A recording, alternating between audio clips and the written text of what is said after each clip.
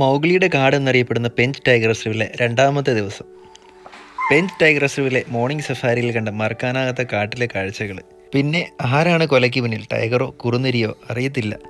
But അധികം പഴക്കം ചെല്ലാത്ത spotted ഡിയറിനെ ഭക്ഷണമാക്കുന്ന കുറുനരിയും കാക്കകളും അങ്ങനെ സങ്കടപ്പെടുത്തുന്ന നിമിഷങ്ങളും ഒക്കെയായി പെഞ്ച് ടൈഗർ റിസർവിലെ സഫാരിയിലോട്ട് നേരെ പോകാം. പെഞ്ച് ടൈഗർ റിസർവിലെ മോർണിംഗ് 6 മണി മുതൽ 11 മണി വരെയാണ് മോർണിംഗ് സഫാരിയുടെ ടൈമിംഗ് വരുന്നത്. അതിനായിട്ട് മുൻകൂട്ടി ഓൺലൈനിൽ ബുക്ക് ചെയ്ത ടിക്കറ്റ് കൗണ്ടറിൽ കാണിച്ചതിന് ശേഷം നമുക്ക് ജിപ്സി അലോട്ട് ചെയ്യും. അവിടെ നിന്ന് ടൈഗർ റിസർവിൻ്റെ ഉള്ളിലോട്ടുള്ള യാത്ര ആരംഭിക്കും. ഇന്ത്യയിലെ തന്നെ ഏറ്റവും പ്രധാനപ്പെട്ട കടുവാ സങ്കേതങ്ങളിൽ ഒന്നാണ് പെഞ്ച് ടൈഗർ റിസർവ്. വിവിധ തരത്തിലുള്ള സസ്യങ്ങളും മൃഗങ്ങളും പക്ഷികളും അങ്ങനെ കാടിനെ സ്നേഹിക്കുന്നവർ തീർച്ചയായും പോകേണ്ട ഒരു വന്യജീവി സങ്കേതമാണ് Pench tiger reserve. Pench national park Maharashtra, Madhya Pradesh എന്നീ 2 സംസ്ഥാനങ്ങളിൽ വ്യാപിച്ച് കിടക്കുന്നതാണ്. അതിൽ 70% ഉള്ളതെന്ന് പറയുന്നത് മധ്യപ്രദേശിലാണ്, ബാക്കി 30% ആണ് മഹാരാഷ്ട്രയിലുള്ളത്. പെഞ്ച് ടൈഗർ റിസർവിൽ 6 സഫാരി സോണുകളാണുള്ളത്. അതിൽ 3 കോർ സോണും അതുപോലെ 3 ബഫർ സോണിലുമാണുള്ളത്. നമ്മളിപ്പോൾ പോകുന്നത് തുറിയ ഗേറ്റ് എന്ന് പറയുന്ന കോർ സോണിലെ സഫാരിയാണ്.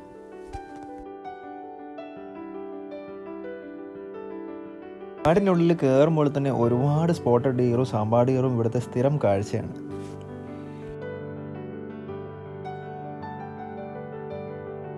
മൗഗ്ലിയുടെ കാടെന്നും പെഞ്ച് നാഷണൽ പാർക്ക് അറിയപ്പെടുന്നു എന്ന് പറഞ്ഞല്ലോ. 1831 സിയോണി എന്ന സ്ഥലത്ത് ഒരു ഗ്രാമം ഉണ്ടായിരുന്നു. ആ ഗ്രാമത്തിൽ ചെന്നായ്ക്കൾ വളർത്തിയ ഒരു കുട്ടിയെ കിട്ടുകയുണ്ടായി. അത് അന്നത്തെ കാലത്തെ ചില ബുക്കുകളിലൊക്കെ എഴുതി വെച്ചിരുന്നു എന്നാണ് പറയുന്നത്. ആ അറിവ് ഒരു പ്രചോദനമായി കൊണ്ട് റുഡിയാർഡ് കിപ്ലിംഗ് എന്ന എഴുത്തുകാരൻ മൗഗ്ലി എന്ന കഥാപാത്രത്തെ സൃഷ്ടിക്കുകയായിരുന്നു. ജംഗിൾ ബുക്കിലെ നാടിൻ്റെ പശ്ചാത്തലം പെഞ്ച് ടൈഗർ റിസർവും അതിൻ്റെ പരിസര പ്രദേശങ്ങളും ഒക്കെയാണ് എന്നാണ് വിശ്വസിക്കപ്പെടുന്നത്.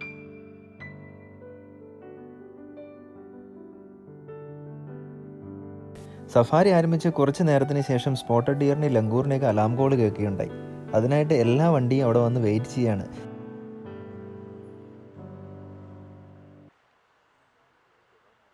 സാധാരണ കാട്ടിലൂടെയുള്ള സഫാരിയിലെ ടൈഗർ മൂവ്മെൻറ്റും അതുപോലെ ലെപ്പേർഡ് മൂവ്മെൻറ്റ്സ് ഒക്കെ നമുക്ക് മനസ്സിലാക്കാൻ കഴിയുന്നത് ഒന്ന് പഗ്മാർക്ക്, അതല്ലെങ്കിൽ ഇതുപോലെ സ്പോട്ടഡ് ഡിയർ, ലങ്കൂറിൻ്റെ, സാമ്പാർ ഡിയറൊക്കെ അലാം കോളാണ് കാണിച്ചു തരുന്നത്.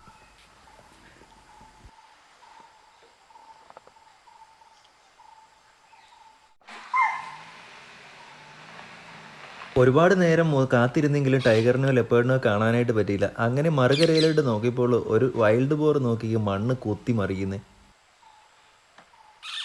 ഈ സഫാരി നവംബർ മാസത്തിലായതുകൊണ്ട് തന്നെ കാടിന് നല്ല പച്ചപ്പും അത്യാവശ്യം വെള്ളമൊക്കെ നമുക്ക് കാണാനായിട്ട് പറ്റും. സാമ്പാർ ഡിയറിൻ്റെ കൊമ്പിൻ്റെ വലിപ്പം നോക്കിക്കേ. സൗത്ത് ഇന്ത്യൻ കാടുകളിലെ സാമ്പാർ ഡിയറിനേക്കാളും വലിപ്പം കൂടുതലാണ് ഇവിടുത്തെ സാമ്പാർ ഡിയേഴ്സിന്. കൊമ്പുള്ള സാമ്പാർ ഡിയർ മെയിലും അതുപോലെ താഴെ കിടക്കുന്നത് ഫീമെയിലുമാണ്. മേറ്റിംഗ് ടൈമാണ് ഇവരുടെ. മേറ്റിംഗ് ടൈമിൽ മെയിൽ സാമ്പാർ ഡിയർ ഇതുപോലെ ദേഹത്ത് ചെളിയൊക്കെ പരട്ടാറുണ്ട്. ഇണയെ ആകർഷിക്കാനായിട്ടാണെന്നാണ് പറയുന്നത്. ആശാൻ എന്താണെന്നറിയില്ല, ഫീമെയിൽ സാമ്പാർ ഡിയർ മടുത്തിട്ടാണോ അവിടെ കിടക്കുകയാണ്, അവനെ കുത്തി എണീപ്പിക്കുകയാണ്.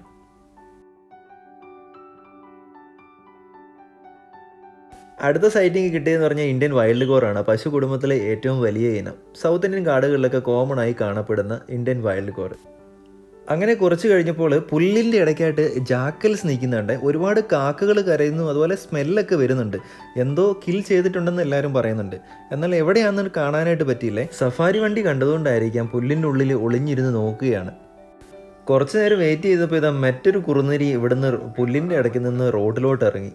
വയറ് നോക്കിക്കുക, ഫുള്ളായിട്ടുണ്ട്. എന്തിനെയോ കിൽ ചെയ്തിട്ടുണ്ട്. കാക്കകളും കുറുനരിയും ഒക്കെ ആയിട്ട് ഇവിടെ ഒരു ബഹളം തന്നെയാണ്. പക്ഷേ എവിടെയൊന്നും കാണാനായിട്ട് പറ്റിയില്ല. കുറച്ച് നേരം വെയിറ്റ് ചെയ്തതിന് ശേഷം ഇതാ കാക്കകളെല്ലാം കൂടി പുല്ലിൻ്റെ അകത്ത് നിന്ന് കൊത്തിപ്പറിക്കുന്നു. വളരെ നെഞ്ചലിയിക്കുന്ന ഒരു കാഴ്ച തന്നെയായിരുന്നു. സ്പോട്ടഡ് ഡിയറിൻ്റെ ഒരു കില്ല് ഇവിടെ നടന്നിട്ടുണ്ട്. അത് ജാക്കലാണോ അതോ ടൈഗർ ആണോ എന്താണെന്ന് ആർക്കും മനസ്സിലായിട്ടില്ല. സാധാരണ ടൈഗർ കില്ല് ചെയ്താണെങ്കിൽ ഇങ്ങനെ ഇട്ടിട്ട് പോകില്ല. സ്പോട്ടഡ് ഡിയറിൻ്റെ കില്ല് കണ്ടെങ്കിലും അതിന് ആരാണ്, ടൈഗർ ആണോ അതോ ജാക്കലാണെന്നുള്ളത് നമുക്ക് മനസ്സിലാക്കാനായിട്ട് പറ്റി. ടൈഗർ സൈറ്റിംഗ് ഉണ്ടെന്ന് പറഞ്ഞിട്ട് ഡ്രൈവറിന് കോൾ വന്നിട്ടുണ്ട്. അങ്ങോട്ട് പാഞ്ഞ് അവിടെ എത്തിയപ്പോൾ ഇതാ കാടിൻ്റെ ഉള്ളിൽ നിന്ന് ഒരാൾ ഇറങ്ങി വരുന്നു. എന്താ ഗാംഭീരം നോക്കിക്കേ. ഇതിനായിട്ട് വെയിറ്റ് ചെയ്ത് നിൽക്കുകയായിരുന്നു ഇത്ര നേരം. സഫാരി തീരാനായിട്ട് വെറും 3/4 മണിക്കൂർ മാത്രമാണ് ഉണ്ടായിരുന്നത്. സാധാരണയായിട്ട് ടൈഗർ കുറച്ച് വെയിലൊക്കെ വന്നു കഴിഞ്ഞാൽ സൈറ്റിംഗ് കിട്ടാറില്ല. എന്തോ ലെക്ക് എന്ന് പറയാം. കാടിനുള്ളിൽ കയറി കഴിഞ്ഞാൽ ആനിമൽ സൈറ്റിംഗ് എന്ന് പറയുന്നത് ഒരു ലെക്ക് തന്നെയാണെന്നുള്ള ഉദാഹരണമാണിത്.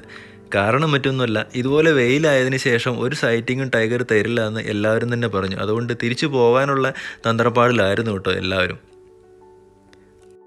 പെഞ്ച് ടൈഗർ റിസർവിൽ വന്നാൽ ആരും സങ്കടപ്പെട്ടു പോകില്ലെന്നുള്ളൊരു ഉദാഹരണമായിരുന്നു അന്നത്തെ സഫാരി. കാലാപ്പാട് എന്ന് പറയുന്ന ഒരു ഫീമെയിൽ ടൈഗേഴ്സാണ്.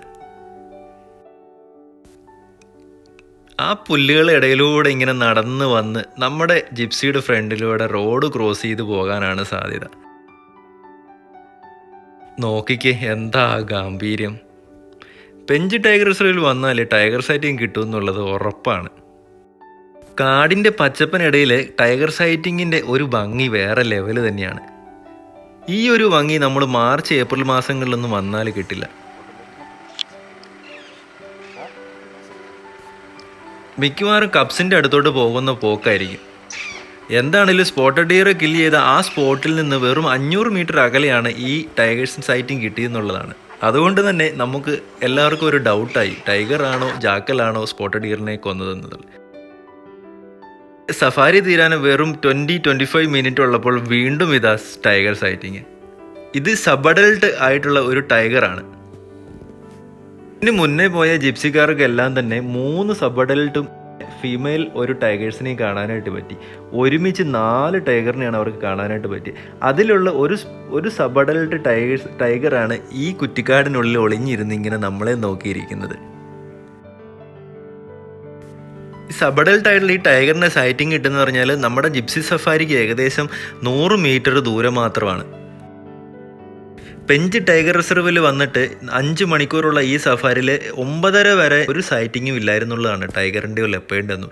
അങ്ങനെ ടൈഗറിനെയും ലെപ്പേർഡൊന്നും കാണാൻ പറ്റില്ല എന്ന് വിശ്വസിച്ച ഈ സഫാരിയിൽ 1 മണിക്കൂറിനുള്ളിൽ 2 ടൈഗർ സൈറ്റിംഗ് ആണ് ഞങ്ങളുടെ സഫാരി ജിപ്സിക്ക് കിട്ടിയത്. ഇതിന് മുന്നേ പോയാൽ ഞാൻ പറഞ്ഞല്ലോ, ജിപ്സിക്ക് 4 ടൈഗറിനെ ഒരുമിച്ച് കാണാനായിട്ട് പറ്റി. ഇത് ഈ സബഡൽറ്റിൻ്റെ ബാക്കി 2 കപ്സിനെ അതുപോലെ അമ്മ ടൈഗറിനെ കാണാനായിട്ട് പറ്റി.